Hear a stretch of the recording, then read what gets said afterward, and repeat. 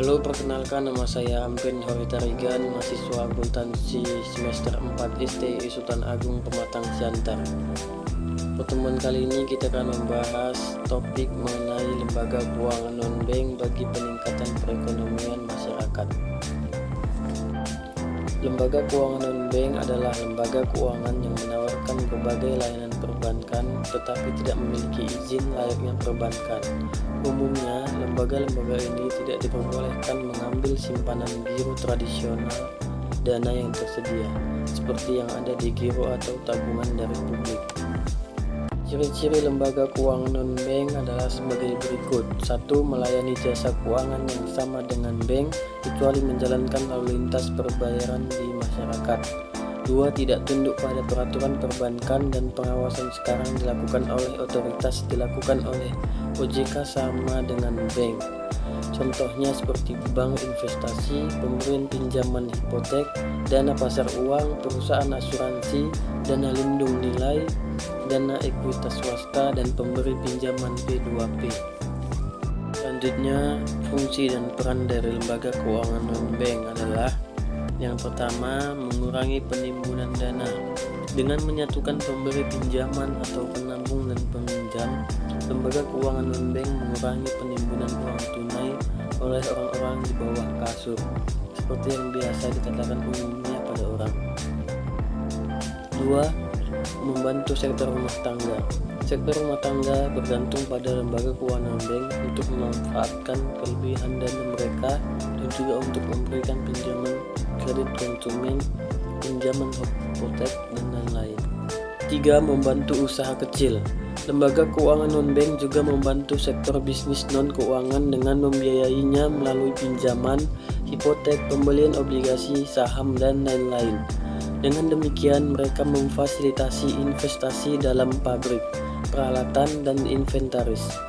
4. Membantu pemerintah daerah. Membantu pemerintah lokal umumnya dengan membeli obligasi. Ini hanya terjadi pada negara maju, tapi tidak menutup kemungkinan terjadi di negara berkembang. 5. Membantu pemerintah pusat. Dengan membantu pemerintah daerah, artinya peran lembaga keuangan non-bank tersebut juga otomatis membantu pemerintah pusat. 6. Memberi keuntungan kepada pemberi pinjaman dan lembaga keuangan non-bank. Ketika penabung menyimpan uangnya di lembaga keuangan non-bank, mereka mendapatkan bunga. Ketika lembaga keuangan non-bank memberi pinjaman kepada peminjam terakhir, mereka memperoleh keuntungan. Sebenarnya, imbalan intermediasi muncul dari perbedaan antara tingkat pengembalian sekuritas utama yang dimiliki oleh lembaga keuangan non-bank dan bunga atau tingkat dividen yang mereka bayarkan atas hutang tidak langsung mereka. 7. Menyediakan likuiditas. Lembaga keuangan non-bank menyediakan likuiditas ketika mereka mengkonversi aset menjadi uang tunai dengan mudah dan cepat tanpa kehilangan nilai dalam hal uang, dan menguntungkan penabung dan investor. Ketika suku bunga turun, baik penabung maupun investor mendapatkan keuntungan. Pertama, biaya real pinjaman kepada peminjam berkurang. Ini pada gilirannya cenderung mengurangi biaya dan harga barang dan jasa. Dengan pengurangan suku bunga, pengembalian deposito berjangka juga berkurang, yang mendorong penabung untuk menyetor dana mereka ke lembaga keuangan non-bank meskipun yang terakhir membayar suku bunga yang lebih rendah. 10. Menjadi pialang dana pinjaman. Peran lembaga keuangan non-bank yang terbilang penting adalah sebagai perantara dana pinjaman. Mereka menjual sekuritas tidak langsung ke penabung dan membeli sekuritas primer dari investor. Sekuritas tidak langsung adalah kewajiban jangka pendek perantara keuangan. Di sisi lain, sekuritas utama adalah aset produktif mereka, tetapi itu merupakan hutang para peminjam. Dengan demikian, lembaga keuangan non-bank bertindak sebagai perantara dana pinjaman dengan mengubah hutang menjadi kredit.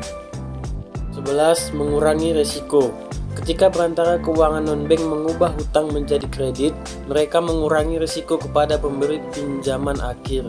Pertama, mereka menciptakan kewajiban dan diri mereka sendiri dengan menjual sekuritas tidak langsung kepada pemberi pinjaman. Kemudian, mereka membeli sekuritas utama dari peminjam dana.